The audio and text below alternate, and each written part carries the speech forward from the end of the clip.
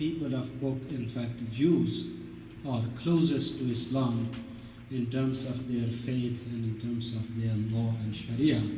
But Jews are also not a proselytizing religion.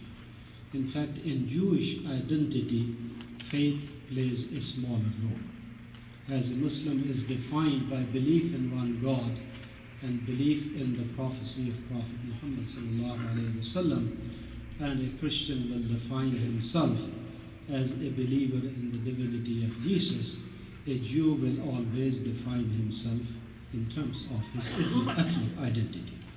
So therefore it won't be surprising that you visit a synagogue and you meet many atheist Jews.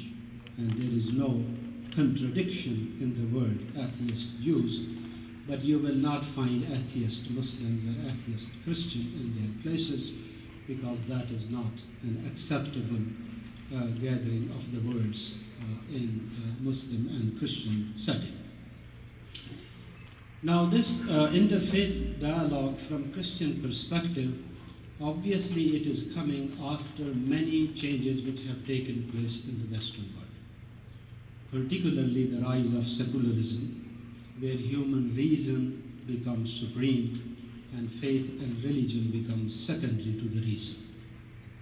The ideas of democracy, the ideas of individualism, and many conflicts and wars and Holocaust which took place, they created a different understanding of a religion, where religion is essentially relegated to a personal realm, and people believe that public life must be built on the principle of a human reason, which they think that it is neutral, and in fact they believe it is universal. Just like they believed in the history that Christian faith is true and it is universal. This interfaith dialogue from Christian perspective particularly was precipitated when Catholic Church officially adopted a position that, contrary to their historical approach, that there is no salvation outside church. When they declared in the 60s that in the famous document which is called Nostra Aetate, which means in these times, which Pope signed and was accepted generally by the Catholic community, and this belief, this document declared that maybe there is something true and holy in other religions. Now the document was essentially geared towards Jewish population, because there was enormous guilt after Holocaust in the Christian community, and they thought that their attitude, their historical anti-Semitism, is the major factor and reason which facilitates this kind of brutality and inhuman attitude.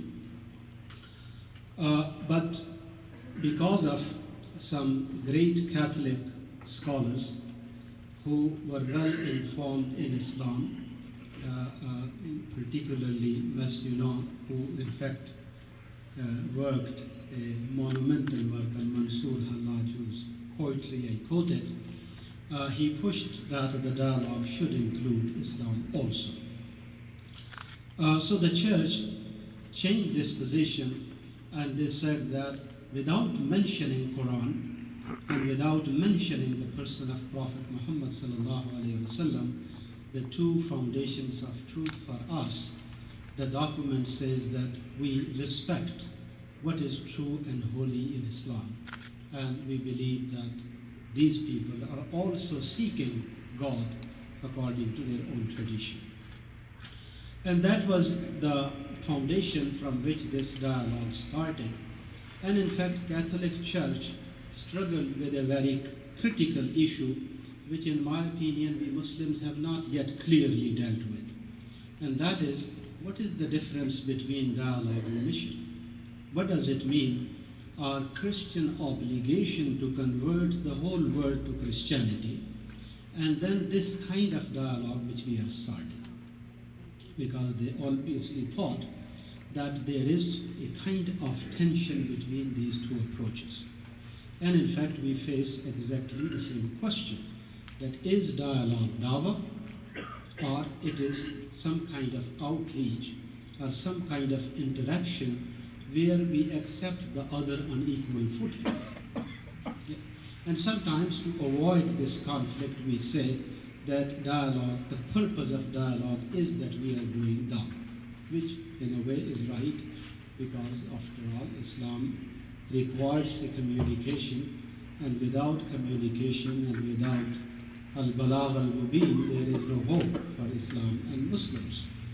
But dawah and interfaith do differ in terms of their approach, because in dawah we are trying to save the souls of other human beings, and interfaith we are trying to understand what their belief is and sharing our belief in principle on equal footing, not from the position of superiority and not from the claim that we have superseded all other religions and no one should exist now. So there are many issues when come in this interfaith dialogue when we enter into these negotiations. Now the problem here is, and this is in fact, there are many problems, but the problem is that Western societies are in fact societies which are very stable, highly developed, politically, economically, culturally, in terms of their contribution to science and learning, and of course militarily, that where they can defeat and punish anyone who questions their hegemony. Therefore, dialogue has a position of dominance and strength of Western civilization. It may not be the strength of Christianity, but it is certainly the strength of Western culture and Western civilization. And modern secularism is in fact a child of Christianity. And in that sense, there is a certain relationship between Christianity and modernity, a relationship which really does not exist in the world of Islam, between modernity and religion. Therefore, one of the things you will notice is that when Islam is attacked, it is attacked by two different forces. One are the forces of modernity, and they look in Islam a kind of backwardness, a narrow-mindedness, a rigidness, and intolerance, which they think that they have defeated in the Christian world. And they think that they have overcome that in a long battle within the Western world between religion and modernity. And they fear that Islam is in fact an image of that Christianity which existed in medieval time, and they defeated it. So that is one attack which Islam faces.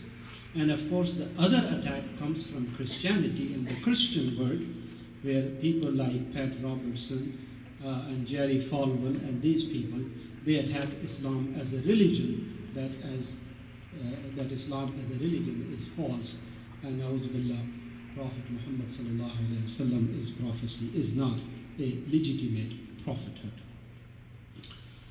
One of the important issues here in this dialogue is that another dimension of this dialogue is that Islam comes to American audience in the context of political and strategic and economic conflicts which take place in the Muslim world. And where Western society is looking towards Islam as a threat, not as a religion, not as a culture and civilization which has a long and deep history and deep tradition, but where the issue is seen purely as a security threat to the United States. Therefore, one of the important things, and those of you who agree with me, and those who has gone to interfaith sessions and gatherings, one of the things you will all notice is that if you ask them, and in fact it happened, and after 9/11 I went to hundreds of churches and high schools and synagogues,